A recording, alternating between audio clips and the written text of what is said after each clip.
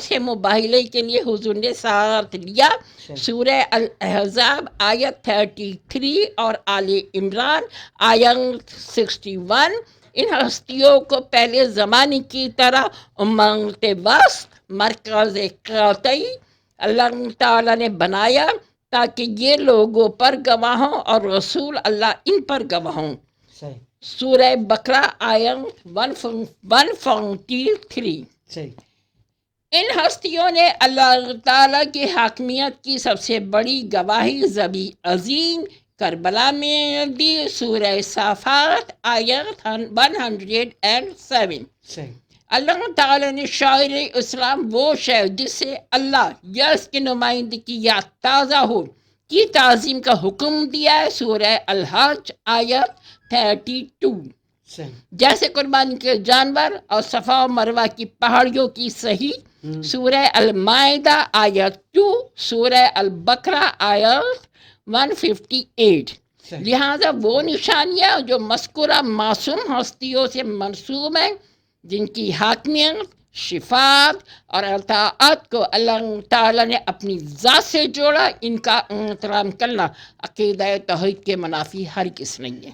صحیح، بالکل جناب. یہ آج کا جو ٹاپک ہے نا یہ اتنا وسیع ہے، اس پہ گفتگو اتنی زیادہ کی جا سکتی ہے کہ یقینی طور پر آپ کو بہت ساری چیزیں آپ کے سامنے آئیں گی، قرآن کے حوالے سے، حدیث کے حوالے سے، اور لیکن کتابیں بھی بہت ساری ہیں جو کہ مختلف دور ادوار میں لکھی جاتی رہی ہیں، جس میں آپ اگر کتابوں کے نام لیں تو وہ بہت سارے ہیں. بہت سارے عالموں نے، اللہ کے ولیوں نے لکھی ہیں. لیکن آج ہم کوشش کر رہے ہیں کہ ان تمام چیزوں کو ایک جگہ لا کر جمع کر آپ تک پہنچائیں. جی مزید آگے. اچھا، مزید جو میں آگے آ رہی ہوں وہ یہ ہے کہ ایک حدیث سنا رہی ہوں.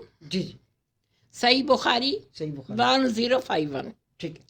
حضرت عبداللہ بن عمر یعنی عمر فاروق کے بڑے صاحبزادے، ٹھیک ہے. حضرت عبداللہ بن عمر سے روایت ہے کہ رسول اللہ نے فرمایا، اے اللہ تو ہماری خاطر ملک یمن میں خیر و برکت دے. کچھ حضرات نے گزارش کی کہ رسول اللہ آپ ہمارے ملک ناجند میں بھی برکت کی دعا فرمائیے. جی. رسول اللہ نے ان کی نہیں سنی اور پھر یمن اور شام میں خیر و برکت کی دعا فرمائی. جب کچھ حضرات نے دوبارہ نجات کی دعا پر اصرار کیا تو آپ نے فرمایا سرزمین نجات پر فتنے اور فساد اور زلزلے ہوں گے اور وہیں سے شیاطین کی جماعت پیدا ہوگی. اچھا. آنے والے وقتوں میں یہ بات ثابت ہو گئی کہ یہ نوجوان ہی کے لوگ تھے. بظاہر تو اسلام قبول کیا تھا لیکن وہ کچھ اور ہی تھے. اچھا.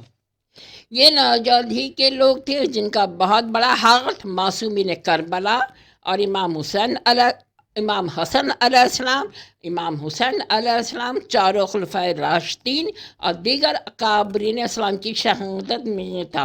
اور اسی نوجہ سے بہت آگے چل کے عبد الوہاب ناشتی عباد ابن تمیمہ کھل کر سامنے آئے جنہوں نے یہ تحریک چلائی مسلمانوں میں پھوٹ ڈالنے کے لیے کہ نعوذ باللہ من ذالک انبیاء کرام، اولیاء کرام، شہداء کرام، صدیقین، معصومین یہ لوگ کچھ بھی نہیں ہے انتقال کے بعد، یہ سب مردہ ہے، نعوذ باللہ من ذالک، اور زندگی میں بھی ان سے مدد مانگنا شرک ہے. اچھا. جو لوگ شہید ہوئے، قرآن کیا کہہ رہا ہے؟ سورہ آل عمران 169 170 کہ جو لوگ اللہ کی راہ میں مارے جائیں ان کو مرے ہوئے نہ سمجھنا، وہ مرے ہوئے نہیں ہیں بلکہ اللہ کے نزدیک وہ زندہ ہیں اور ان کو رزق مل رہا ہے، اور جو کچھ اللہ نے ان کو اپنے فضل سے بخش رکھا ہے اس میں وہ خوش ہیں. پھر قرآن کی ایک اور آیت سورہ بقرہ سے سامنے آ رہی ہے، آیت نمبر 154. اے ایمان والو صبر اور نماز سے مدد لیا کرو، بے شک اللہ صبر کرنے والوں کے ساتھ ہے. میں پوچھتی ہوں رب العالمین یہ کہتے ہیں نا کہ مجھ سے مدد لو، نہیں، صبر تو ایک جذبہ ہے جو اس نے انسانوں میں رکھا، اور نماز اس کی بندگی تھے. صحیح. اس نے کہا صبر و نماز سے منتقل لیا کرو. اچھا اب اور جو لوگ پھر قرآن یہ کہہ رہا ہے سورہ بقرہ میں، اور جو لوگ اللہ کی راہ میں مارے جائیں ان کی نسبت یہ نہ کہنا کہ وہ مرے ہوئے ہیں، وہ مردہ نہیں بلکہ زندہ ہیں، انہیں بھی کرامات اور عمدہ غذائیں دی جاتی ہیں، تفسیر ابن کثیر کے مطابق. تو پھر انبیاء کرام، اولیاء کرام اور سب سے بڑھ کے رسول اللہ، کیا ان کو کرامات نہیں دی گئی؟ صحیح. اس نے اپنے منتخب بندوں کو منتخب کیا اپنے لیے، اپنی راہ پہ بلانے کے لیے، پھر انسانیت میں دین حق کا پیغام پھیلانے کے لیے. اور زندگی میں تو ان سے معاوضے ہوئے، سارے معاوضوں کا مجموعہ 1,24,000 انبیاء کا مجموعہ نبی پاک کو منتقل کر دیا گیا. سب سے بڑا تو ان کا یہی معاوضہ تھا. چاند کو اشارہ کیا 2 ٹکڑے ہوا، واپس اشارہ کیا جڑ گیا. اور اس سے زیادہ کہ میں آپ کو اگزامپل کیا دوں، دنیاوی اسباب سے بھی وہ اپنے لوگوں کی مدد کرتے تھے، اور کبھی مافوق الفطرت طریقے سے بھی. حضرت ربیہ ایک صحابی تھے، رسول اللہ نے ان سے فرمایا ربیہ مانگ جو مانگنا ہے. حضرت ربیہ بھی ربیہ ہی تھے، فرمایا یا رسول اللہ جنت میں آپ کی رفاقت. حضور نے فرمایا اپنے نفس پہ میری مدد کرو، متقی بنو، پرہیزگار بنو، نوافل پڑھو، تو تمہیں جنت میں یقینی میری رفاقت مل جائے گی.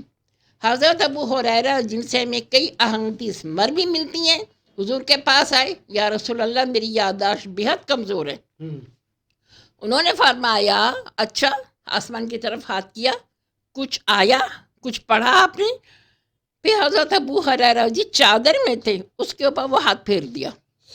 اور حضرت ابو ہریرہ سے فرمایا ساری زندگی اس کو نہیں کھولنا سوائے اپنی کسی انسانی ضرورت کے. وہ چادر جب ان کے بدن پہ لپٹی تو وہ ان کا دماغ کئی گنا تیز ہو گیا، اور اب ہمیں کئی احادیث حضرت ابو ہریرہ سے مروی ملتی ہیں. صحیح. اب اگر میں یہ کہوں کہ سورہ نمبر حضرت سلیمان علیہ السلام کا واقعہ تو پورا ہے. ملکہ بلقیس کو انہوں نے دین حق دیا. ان کے آنے سے پہلے انہوں نے اپنے درباریوں سے فرمایا تم میں سے کون ہے جو ان کا وہ تخت لیا ہے؟ یہ یروشلم میں، وہ یمن کی ملکہ ہے، 2000 میل کا فاصلہ ہے. ایک سڑکوں جننے کا میں لاؤں گا. آپ نے کہا نہیں مجھے بہت جلدی چاہیے، کیونکہ اس نے کہا آپ کا دربار برخاست ہونے سے پہلے. آپ نے کہا نہیں اور جلدی. تو پھر ایک صاحب اٹھے بولے میں لے کے آؤں گا. انہوں نے اسم اعظم پڑھا، انہیں کتاب الہی کا علم دیا گیا تھا، انہوں نے وہ پڑھا. پلک جھپکی ہے حضرت سلیمان علیہ السلام نے، اور وہ تخت ان کے محل میں موجود تھا. تو وہ ولی اللہ تھے.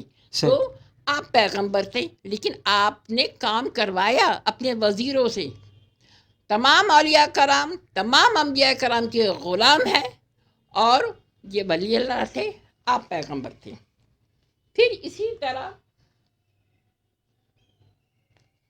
ایک اور چیز یہ ثابت ہو رہا ہے عبداللہ ابن عباس سے، حضرت عباس کے صاحب. جی. یہ حدیث بھی ثابت ہے کہ اللہ کے رسول نے فرمایا اے لوگو اگر تم کسی ویران جگہ پر بھٹک جاؤ یا تمہاری سواری گم ہو جائے تو تم کہہ سکتے ہو اے اللہ کے بندو میری مدد کرو.